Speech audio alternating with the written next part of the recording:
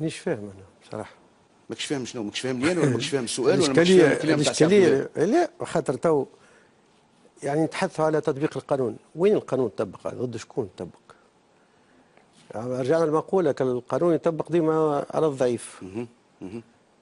تو سي عبد الوهاب يتحدث على رابطه حمايه الثوره والعصابات اللي يطلقوها من حين الى اخر تنهب، والمال الفاسد اللي مول فيها.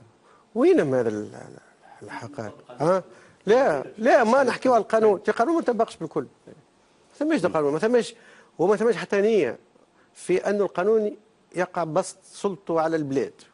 معناها حتى لما تتكونش دولة، هم يحبوا نظام لبيات يصير، وهذا مخطط له. دولة ضعيفة عايشة يعني في جو من الفوضى، وهذا يعني يفيد شكون؟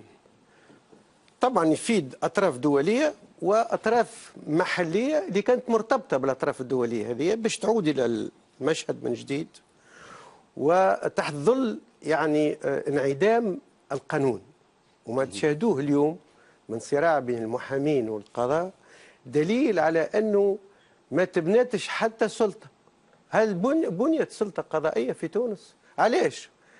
الكلمة المفتاح اللي جبتها الساعة المحاسبة، لأن ما صارتش محاسبة، لأنهم هذوم الناس كانوا جهاز من أجهزة بن علي ورجعوا عملوا نقابات باش صنعوا من القضاء لبي، واصبح اللبي هذا يتحدى الدوله وينادي حتى بحل مؤسسات الدوله في اعتصامات. وانتهى الى ما انتهينا اليه الان. لان القضيه في تونس شنية؟ القضيه فكر الدوله غايب. وهذم العصابات اللي كانوا قبل شادين، لان كان نظام عصابات وقت بن علي. بن علي عمل عصابه كيف السلف نتاعو عمل عصابه زاد تحكم، فهمتني؟ بداوا بصبات الظلام وبالجرائم وبتسخير القضاء، والقضاء نتاع سي محمد فرحات. ومعروف يعني حتى سي احمد المستيري يتحدث في الكتاب نتاعو شهاده للتاريخ كيفاش بورقيبه كان مش يعدم احمد بن صالح الا ما جاه يعني مسؤول من الخارجيه الامريكيه يقنع فيه يقول له لا ما تحكمش عليه بالاعدام. هذه في التاريخ في القضاء.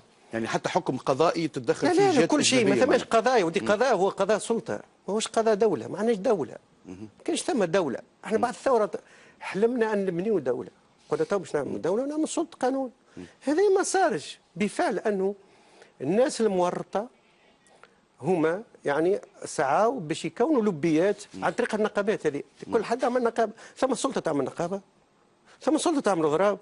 ما احنا قلت انا كما كان مجلس وطني تاسيسي وان كان رئيسه مره عمل لنا ضراب، معناها قرر هو في حقنا انه نضربه 3 شهور. اما ما ثماش سلطه تعمل ضراب. نعم، لكن سامحني سي رؤوف، يعني عمليه حل رابطات حمايه الثوره محسوم كان طبقنا قانون. احنا كنا طبقنا. لا لحظه خلينا نقول لك على السؤال. حاجه يرتكب حاجه او موجودين الناس في تطاوين موقوفين على اعمال العنف. هو القانون تاعو اذا كان القضاء يحب يقول فهمتوا تو نشوفوا ان شاء الله يكون قضاء مستقل وبر. السؤال اللي نحب نسأله لك، هل حل رابطات حمايه الثوره هو الان جزء من خريطه الطريق؟ يعني لا مجال لاتمام خريطه الطريق في تونس. الطريق اذا ما قلنا اعطينا فيها راينا هذه راينا. لا اعطيني تو رايك في قضيه حل الرابطات في ارتباط بخريطه الطريق. هذه عمليه انقلابيه، قلنا عمليه انقلابيه على الشرعيه صارت، وكان الغرض نتاعها هي يعني تنفيذ انقلاب. نعم فهمتني، واعطينا فيها راينا. انا نحكي يا اخي مرجعيه هل شو نسميوها خريطه الطريق. هذا خريطه الطريق، وخريطه الطريق هذا تسميه حربيه بالله سامحوني.